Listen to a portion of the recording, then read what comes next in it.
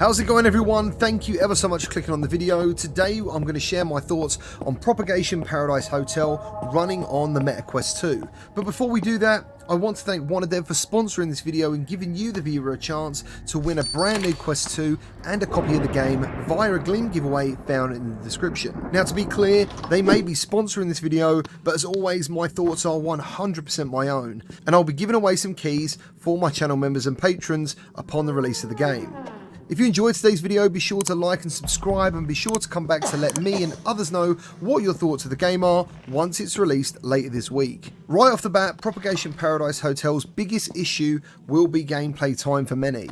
It clocks in at around 3 hours. Now, to some, that is short. And I also know this is a strange way to start a review. I will explain why I'd rather have 3 hours of gameplay offered by this game than 10 to 12 in many others. And I'm pretty sure by the end of this video, you will understand why. Propagation Paradise Hotel is a super intense FPS horror with an emphasis on atmosphere, exploration, and puzzle solving.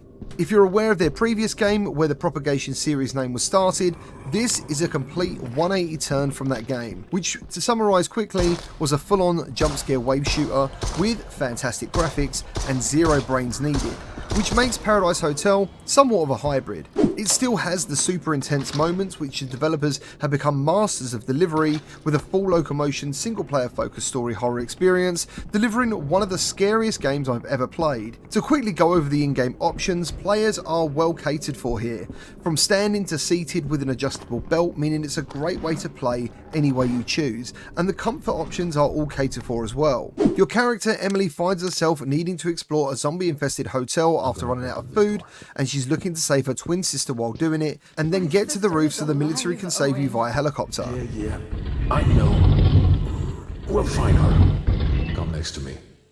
The story isn't particularly mind-blowing, but it's enough to pique your interest to start the story, find the characters semi-interesting, and to keep you playing. But where the game really pulls you in and grips you is the atmosphere. I've experienced my fair share of zombie games, and this hits pretty hard thanks to some incredible use of sound, music, and imagery. The zombies are actually scary, and they are varied. After each encounter, I almost got a massive sigh of relief, only to be followed by anxiety for the next encounter, which could happen at any moment. You have to be mindful of your surroundings in the hotel. These zombies grab at your feet, and if you slam a door too loud or run, that seemingly dead zombie in the corner you stepped over on the way in can suddenly come to life. There's also a variety of boss-like enemies running around in the hotel, which gives everything a really good change of pace. This game is definitely about exploration, collecting items and puzzles, and does all three really well. It's also got the right balance of search and reward many games get wrong.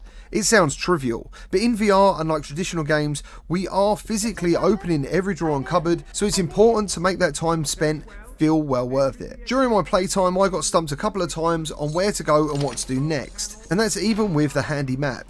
And eventually I ran out of batteries for my flashlight, which caused some very intense room searching until I found a new battery, because when this game goes dark, it goes really dark. The puzzles are well thought out, and one in particular is very clever, which I don't think I'll forget anytime soon. I particularly like the attention to pacing. I played on medium difficulty, and it was a decent challenge. The action is steadily turned up, leading to some really awesome moments.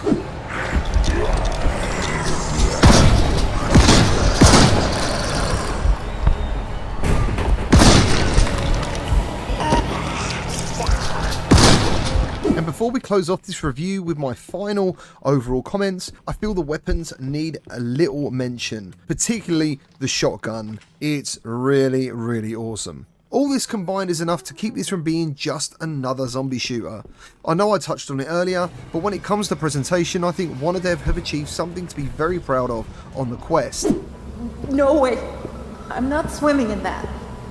And to be clear, this is a Quest game first and foremost. The PC version only builds on everything you see here, so if you've got access to PC VR, definitely grab it on that platform. So to summarise, while 3 hours is short, it will definitely leave you wanting more. Paradise Hotel is a game that definitely gave me fear fatigue, and it's a gameplay series I'll be keeping an eye on. I was really relieved when it was over, but I also wished it was longer. I think $12.99 in pounds or $17.99 in dollars would have been a happier price for this, but £15 and $20 is still well spent. This game delivers exactly what you're hoping for, and you'll probably play it again on a harder difficulty. I give Propagation Paradise Hotel 8.4 out of 10, on the understanding that while it's short, what's on offer is absolutely brilliant. Thank you ever so much for watching. Remember to leave any likes, comments below, and if you're looking for more VR content, be sure to subscribe to the channel.